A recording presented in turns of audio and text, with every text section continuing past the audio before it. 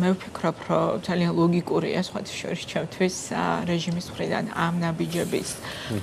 გადადგმა ეხლა და ამ კონკრეტულ კონტექსტში და ეს უკავშირდება დიახ, როგორც გარე ფაქტორებს, ქვეყნის გარეთ რა ხდება, ასევე ქვეყნის შიგნით შექმნილ ვითარებას და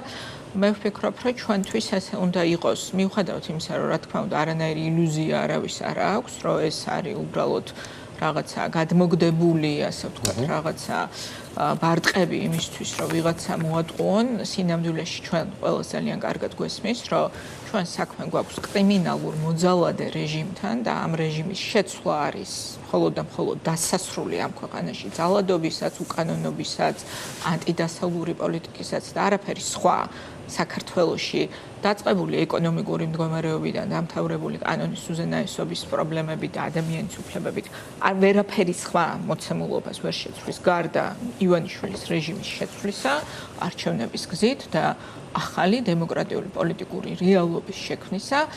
მათ აქვთ ცდელობა აშკარად რომ ესეთი რაღაცა მოძრაობებით გარკვეულწილად ვფიქრობ რომ მიმართონ რაღაც ნაწილს ხო ასე ვთქვათ თავისი ასე ვთქვათ მსმენელი თუ მაყურებელი ყავს ამ ჟესტებს როგორც ქვეყნის შიგნით ასევე ქვეყნის გარეთ მოდი ქვეყნის შიგნით დავიწყებ იცით თქვენც ალბათ აკვირდებით, რომ სულ უფრო რთული ხდება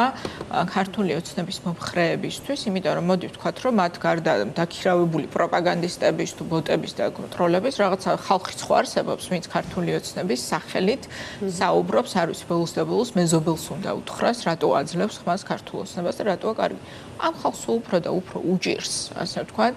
რაღაცა არგუმენტაციის მოძებნა, რატო შეიძლება ვინმემ გააგრძელოს ამ ხელისუფლების მხარდაჭერა. ასე რომ მე ვფიქრობ, რომ ეს პირველ რიგში გადაგდებული არის მათი მომხრეებისთვის, მათთვის სათქმელად, რომ აი დაცაჯეს მოძალადეები და ასე ვთქვათ, ეს არის შიდა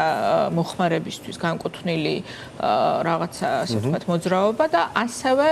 ჩვენ ვხედავთ რა ხდება დღეს საგარეო ფრონტზე, იმიტომ რომ მე სხვათა შორის უკვე ბოლო რამდენიმე კვირა აქტიურად ვამბობ ამას, რომ დღეს ქართული ოცნებისთვის ძალიან მნიშვნელოვანია რომ რაღაცა შექმნას თუ არა რეალური გადატვირთვა დასავლეთთან შექმნას რაღაცა ილუზია ხო რომ აქეთკენ მიდის მათი მცდელობა და ისინი ამისთვის ერთი მხრივ არ არიან მზად რაიმე სერიოზული ნაბიჯები გადადგან მაგრამ მეორე მხრივ სურვილი აქვთ რომ დაუბრუნდეს ვითარება იმ მდგომარეობას, როდესაც რა თქმა უნდა აქ არანაირი რეალურ ევროკავშირში გაწევრიანების დღის წესრიგზე საუბარი არ არის, მაგრამ აი ეს ილუზია, რომლითაც ფაქტიურად წლები არსებობდა ეს რეჟიმი, რომ ვითომ არის პროდასავლური და იქ ევროპელებსაც ხელს ართმევს ამერიკელებსაც და თან აი ამ მდგომარეობას უნდათ რომ როგორმე ასე ვთქვათ, აი ეს ოპტიკა შექმნან. ამისთვის ფიქრობენ, რომ მსგავსი ჟესტები არც ის არ არის შემთხვევითი, რომ ამერიკული დელეგაციის ვიზიტს დაემთხვა, ასე ვთქვათ, ამ ხალხის დასჯა. ამისთვისაც ფიქრობენ, რომ აი ამ მოძრაობებით ეგება რაღაცა მიაღწიონ რაღაც პოზიტიურ, ასე ვთქვათ, გარღვევას და ეს არის მცდელობა. ეს ჩიხმა განაპირობა ერთგვარმა, ხო, რაშიც მოექცა საერთაშორისო ვითარება. შესაბამისად პუტინის დასუსტების ფონზე და ასე შემდეგ. ამას ემატება ის, რადგან თქვენს პირველ ნაწილში იყო თქვენი გადაცემის საუბარი, რომ დინამიკა რუსეთ-უკრაინის ომის მიდის აბსოლუტურად საწინააღმდეგოდ იმისი, რა მოლოდინებიც ჰქონდა ივანიშვილს და მის რეჟიმს. ნუ ახლა უნდა ითქვას, სამართლიანობა მოითხოვს, რომ მარტო ივანიშვილს არ შეშლია პროგნოზია ომის მიმდინარეობის, ეს დიდი სიურპრიზი აღმოჩნდა უამრავი ადამიანის. პრაქტიკულად ყველა სპეცსამსახურისათვის, მათ შორის ყველაზე ძლიერი ამერიკიდანაც ყოლი რუსების გაგრძელებული, ამიტომ მარტო ივანიშვილს ვერ დავაფრთხილებ მაგას. ამას ნამდვილად ვერ დავაბრალებთ, მაგრამ მორალური პრობლემა იყო ოფსონის მაგაზე. მაგრამ ნუ ახლა ესაც ხო იცი, იმიტომ რომ ჩვენ ხედავთ, მე მაინც მაქვს მოლოდინი, რომ რუსეთშიც რაღაცა ახალი რეალობები შეიქმნება უახლოეს მომავალში და საბოლოო ჯამში, როდესაც შენ ხარ ასე ვთქვათ, ჭიპლარით მიმაგრებული, ხო, აი ამ რეჟიმს, რომელიც დღეს მართავს რუსეთს, იქ მგრძნობელობა თავისთავად არსებობს, ხო, ანუ რაღაცნაირად ინსტინქტის დონეზეც კი. ამიტომ ის, რომ დღეს ეს რეჟიმი ცდილობს, რომ მინიმალური კიდევ ერთხელ ვამბობ, მინიმალური მოძრაობებით შექმნას რაღაცა ახალი, ასე ვთქვათ, დინამიკა, თან აქვს იმისი იმედი, რომ რაღაც ახალი საჭიროებები ჩნდება, იგივე სატრანზიტო შესაძლებლობების გამოყენების თვალსაზრისით და ცდილობს მაქსიმალურად, რომ მინიმალური დათმობებით ამ სქემებიდან მაინც არ მოხდეს მათი ამოგდება. იმიტომ რომ პირდაპირ გითხრათ, დღეს მიდის ამაზეც მსჯელობა, რომ ზოგადად სატრანზიტო შესაძლებლობების განვითარება ამ რეგიონში როგორ უნდა დაიგეგმოს ისე, რომ საქართველო იქ აღარ იყოს ფაქტორი. ამას სჭირდება დრო, ხადია,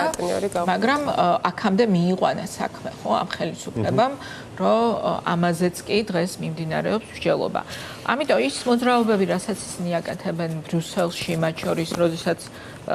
საჯაროდ ყოველდღე ანძღავენ ევროკავშირს და სინამდვილეში ძალიან აქტიურად ცდილობენ, რომ რაიმე სახის ნიშანი შექმნან ნორმალიზაციის, ის, რასაც ჩვენ ვუყურებთ მათ განცხადებებს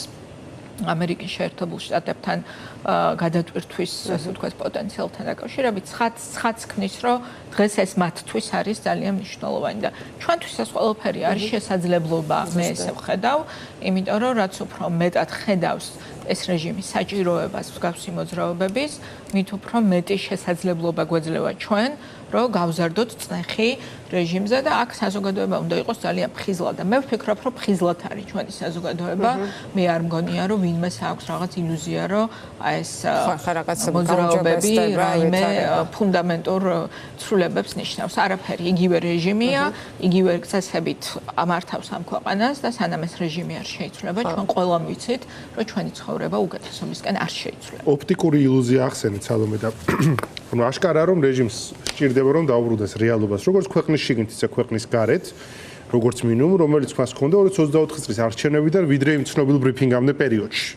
აი მოკლე პერიოდში, როდესაც არჩევნების შედეგი დე ფაქტოდ მიღებული იყო, როგორც და დიდი წინააღმდეგობა ამ შედეგთან ქუჩაში არ იყო, მაგრამ ევროკავშირთან არსებობდა ფანჯარა რაღაც ტიპის ლაპარაკისათვის. რამდენად შესაძლებლად მიიჩნევთ, რომ მან აი ეს განსაკუთრებით ამერიკელების მმართველობით საუბრობენ ხოლმე გადატვირთვაზე, რომ პოლიტიკური მდგენელის გარეშე ან ზედაპირული პოლიტიკური მდგენელით შეძლოს აი ამ ოპტიკური ილუზიის მიღწევა. იმიტომ ეს არის დიდი შიში, რომ აი ამ ახლანდელი ადმინისტრაცია პრეზიდენტ ტრამპისა სხვა ფაქტორებსაც აქცევს და სხვა ფაქტორებს შეიძლება უფრო დიდ ყურადღებასაც აქცევდეს, ვიდრე პოლიტიკური ფაქტორები არ და როგორ ხედავთ თქვენ ამას? ხო, ნუ ახლა მე ვფიქრობ, რომ ჩვენ სვენელს და მაყურებელსაც ვერ მოვატყუებთ იმაზე, რომ დემოკრატიის მხარდაჭერა არის რაღაცა, ასე ვთქვათ, პრიორიტეტი, ხო, ამ ადმინისტრაციისთვის. ასე ვხედავთ, რომ ასე ვთქვათ, რაღაცა სხვა დღის წესრიგით მოქმედებს ეს ადმინისტრაცია, მაგრამ მე ვფიქრობ, რომ ის პრიორიტეტი, რაც აქვს დღევანდელ ადმინისტრაციას, რამდენადაც შეიძლება ამას პრიორიტეტი ვუწოდოთ, იმიტომ რომ მარტივად რო ვთქვათ, დღეს საქართველოსთვის ვაშინგტონში დიდად არავის არ ცხელა, ხო? ადმინისტრაციას გულისხმობ უშუალოდ აღმასრულებელ ადმინისტრაციას, იმიტომ რომ დიდი გამოწვევები არის, რომელიც მათ შორის როგორ დასრულდება, ალბათ ამაზეც არის მათ, ასე ვთქვათ, წარმოცახვაში დამოკიდებული მომავალი საქართველოსი, მაგრამ რამდენადაც არის დღის წესრიგში საქართველო, აქ ერთ-ერთი მნიშვნელოვანი ფაქტორი, ყოველ შემთხვევაში მე რაც მესმის, ეს არის სტაბილურობა რეგიონში, ხო? ანუ რაღაცა დამატებითი დესტაბილიზაციის კერა და წყარო არ სჭირდება არავის დღეს რეგიონში.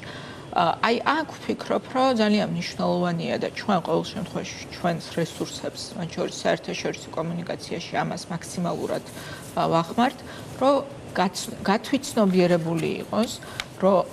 დესტაბილიზაციის ფაქტორი, პოტენციურად დესტაბილიზაციის ფაქტორი საქართველოში კონკრეტულად არის ხელისუფლება, რომელიც ამ ქვეყანას დღეს მართავს, იმიტომ რომ ამ ხელისუფლებამ შექმნა არასტაბილურობა და პოლიტიკური კრიზისი. შექმნა რითი? შექმნა იმით, რომ გადაწყვიტა, რომ წასულიყო არა მხოლოდ საქართველოს მოქალაქეების დიდი უმრავლესობის ნების, არამედ ჩვენი კონსტიტუციის წინააღმდეგაც კი, იმიტომ რომ მათ გადაწყვიტეს, რომ ფაქტიურად გააუქმონ კონსტიტუციური ჩანაწერი, რომელიც ჩვენ გვაქვს და ქართულ ხალხს ეუბნება, რომ მისი მომავალი არის ევროპაში, გადაუარონ თავზე საქართველოს მოქალაქეების 80%-ზე მეტის არჩევანს, რომელიც ამბობს, რომ ჩემი მომავალი უნდა იყოს დასავლეთში და დემოკრატიული პრინციპების, კონსტიტუციის და საკუთარი ხალხის ნების ფეხქვეშ გათელვით გადაწყვიტეს, რომ ეს ქვეყანა წაიყვანონ აბსოლუტურად საწინააღმდეგო მიმართულებით და ამან შექმნა სწორედ დესტაბილიზაცია ჩვენს ქვეყანაში. ამიტომ ვისაც თუ შენ მხარს უჭერ სტაბილურობას და სტაბილურ განვითარებას რეგიონის და საქართველოსი, შენ ავტომატურად ხარი უნდა დაუჯერო ამ ქვეყანაში დემოკრატიულ გადატვირთვას, იმიტომ რომ დემოკრატიული გადატვირთვის გარეშე ამ ქვეყანაში სტაბილურობა ვერ შეიქმნება, იმიტომ რომ მათ შორის აქ ძალიან მნიშვნელოვანია და პროტესტ შევხვები, რომ მათ შორის აქტიური საზოგადოებრივი პროტესტი, რომლის უკანაც დგას კიდევ უფრო გაცილებით დიდი პროტესტი ხო, რომელიც ასე ვთქვათ, ჩვენ ხო ვიცით, რომ რეალურად უკმაყოფილება საზოგადოების ბევრად ყოვლის მომცველია და ბევრად ფართოა და ფართოვდება უკმაყოფილება ამ ხელისუფლების სხვადასხვა ფაქტორების გამო, არა მხოლოდ იმიტომ, რომ საგარეო პოლიტიკური კურსის შეცვლა მოხდა, არამედ იმიტომ, რომ გაძვირდა ცხოვრება, იმიტომ, რომ ეკონომიკა რეალურად კობახიძე კი რაღაცა ციფრებს,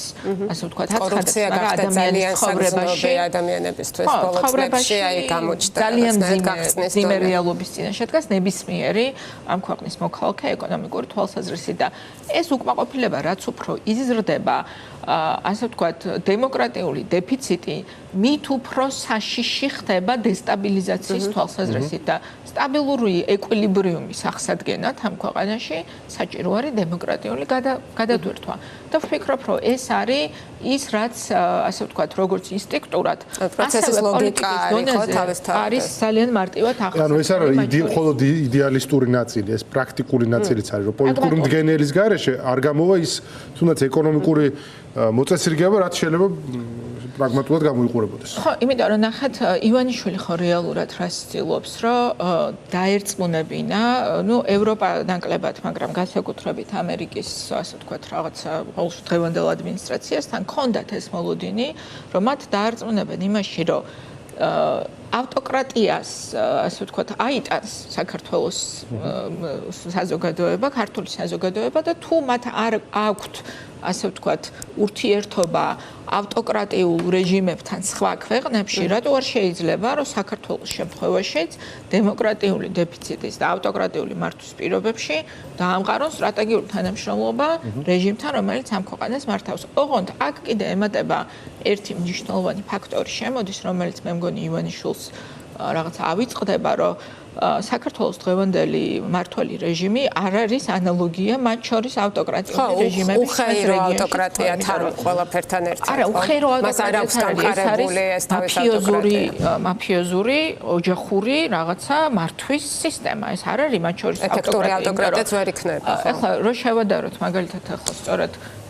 ძალიან მნიშვნელოვანია აზერბაიჯანის და უკრაინის თანამშრომლობა, იმიტომ რომ მათ შორის ეს რას უკავშირდება პირველ რიგში აზერბაიჯანის თავდაცვის, ანუ სამხედრო ინდუსტრიის განვითარების მიმართულებას, ხო? იმიტომ რომ როგორც ხვებისთვის არის უკრაინა დღეს საინტერესო, ასევე აზერბაიჯანისთვის, იმიტომ რომ ირანისგან ჭირდება ძალიან დიდი ამბიციები და საჭიროებაც ამბიციებიც ამ მიმართულებით და სტაბილურობაზე თუ არის საუბარი, სტაბილურობა მათ შორის იგივე ამერიკული პროექტების, ხო? იგივე ტრიპი, რა ქვია ქართულად, ტრამპის მარშრუტი. ხო, ტრამპის მარშრუტის თუ სხვა დაკავშირებადობის პროექტების უსაფრთხოების უზრუნველყოფა უნდა შეეძლოთ, ხო? შეიძლება დასავლეთის დახმარებით, მაგრამ იმ ქვეყნებს, რომლებიც რეგიონში არიან. ამიტომ რომ აზერბაიჯანი, სომხეთი ორივე ანვითარებს საკუთარ შესაძლებლობებს, იმიტომ რომ ეს გრძელვადიანად არის საჭირო. ანუ აზერბაიჯანის ხელისუფლება შეიძლება აქვს დემოკრატიული დეფიციტი, მაგრამ ის არის ეროვნული დღის წესრიგის მქონე, ასე ვთქვათ, სუვერენული პოლიტიკოსის მქონე პოლიტიკური რომელიც არის პროგნოზირებადი და არის რაც თავარია სანდო პარტნიორი, ხო? ანუ შენ იცი მასთან შეთანხმება, ასე ვთქვათ, რომ შესრულდება. და არაფერი საერთო ამას არ აქვს იმ რეჟიმთან, რომელიც დღეს ამ ქვეყანას მართავს, რომელმაც საქართველოს აქცია მათ შორის ტრანსნაციონალური დანაშაულის რაღაცა ეპიცენტრად რეალურად და ესეთ რეჟიმთან ვერ დაალაგდება ვერანვინ დასავლეთში, შეიძლება რაღაცა კონკრეტული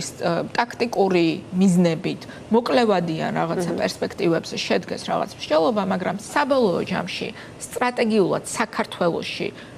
როგორც სტაბილურობის შექმნა, ასევე საქართველოს დაბრუნება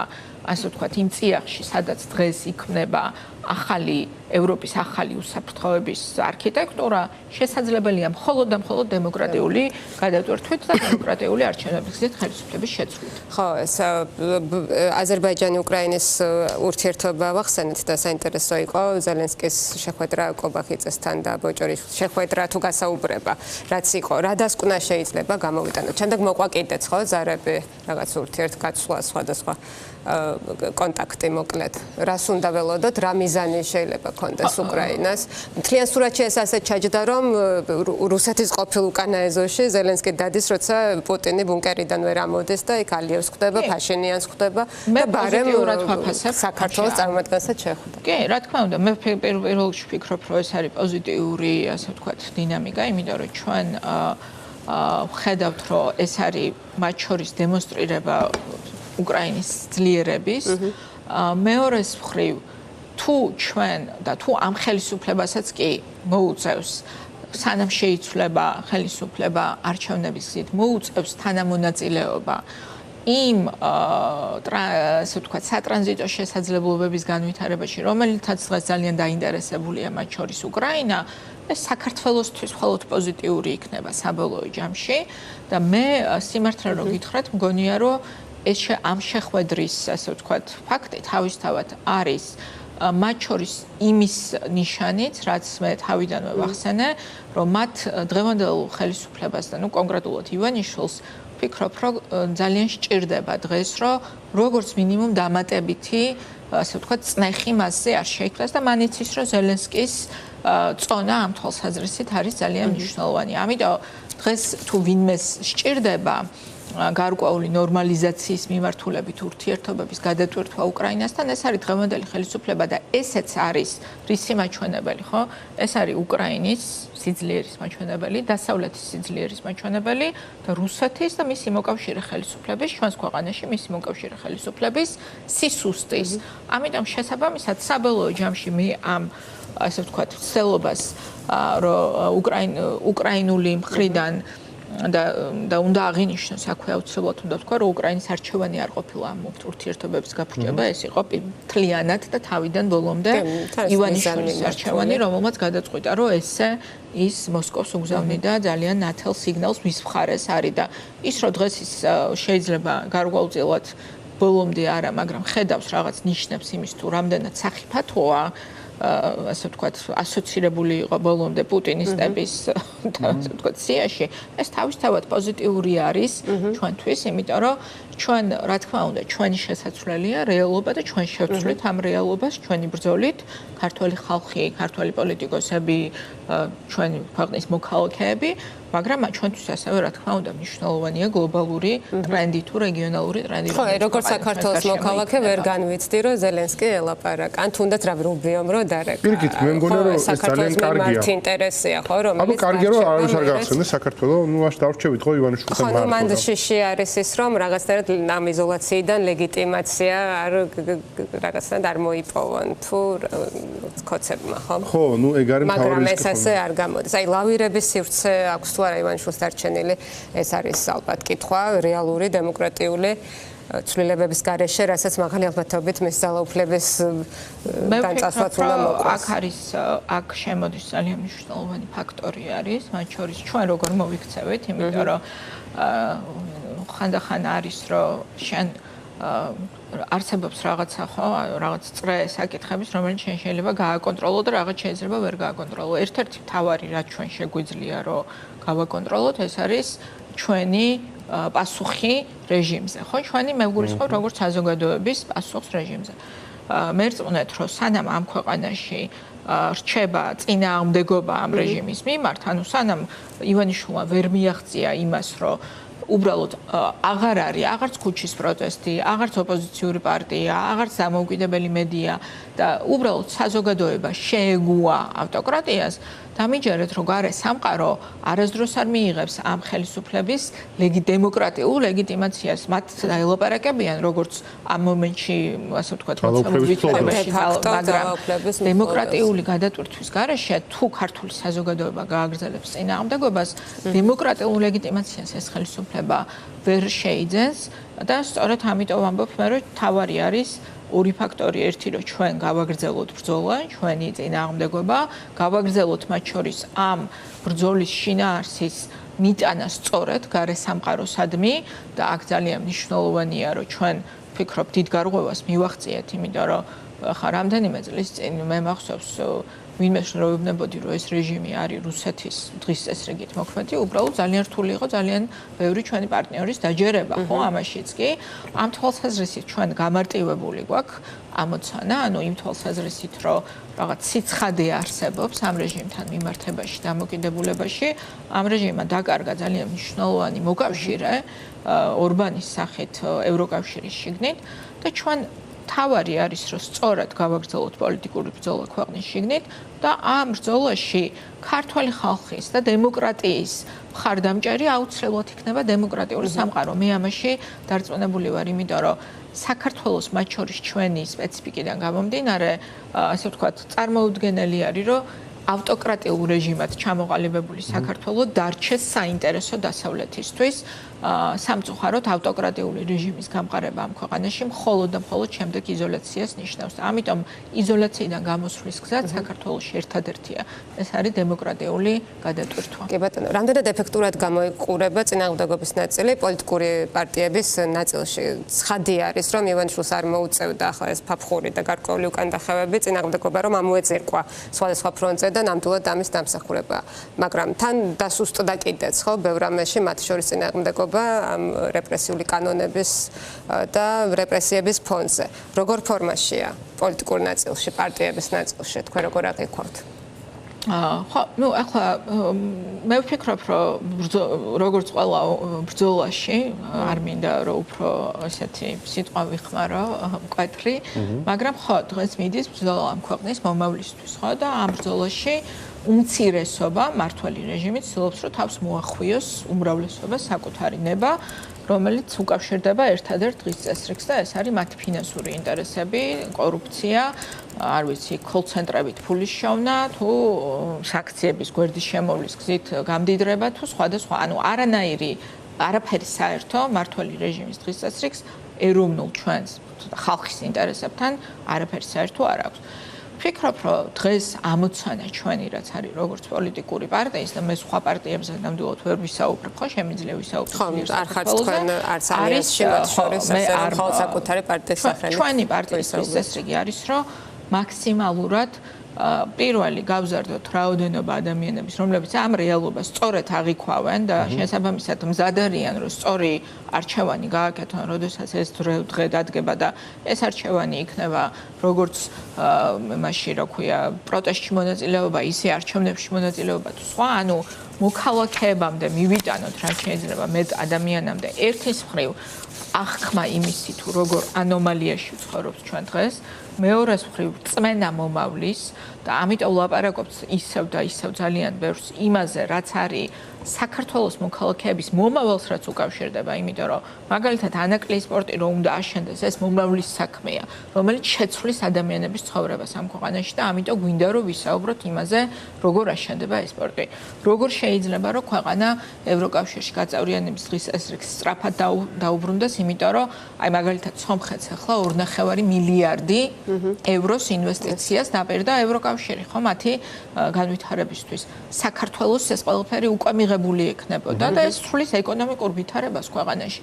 ეს ყველაფერი ჩვენი ეს ასე ვთქვათ, მომავლის ხედვა, როგორ შეიძლება სწრაფად ამ ქვეყანაში ეკონომიკის აღორძინება, როგორ შეიძლება სწრაფად პენსიის გაზრდა. ეს უნდა მივიტანოთ ძალიან ბევრ ადამიანამდე, რაც შეიძლება მეტ ადამიანამდე და ამიტომ ჩვენ ახლა გადართული ვართ ძალიან აქტიურ რეჟიმში, მათ შორის რეგიონებში ფაქტიურად ყოველ დღე პარტიის რომელიღაც წარმომადგენელს აქვს გასვლითი შეხვედრები და ეს არის ჩვენთვის ძალიან მნიშვნელოვანი იმასთან ერთად, რომ პარტიული სტრუქტურები გავაძლიეროთ და არ ჩამოიშალოს, ხო, იმიტომ რომ ესეც ამოცანა შენ როდესაც შეგიტანეს ასაკრძალი პარტიების სიაში და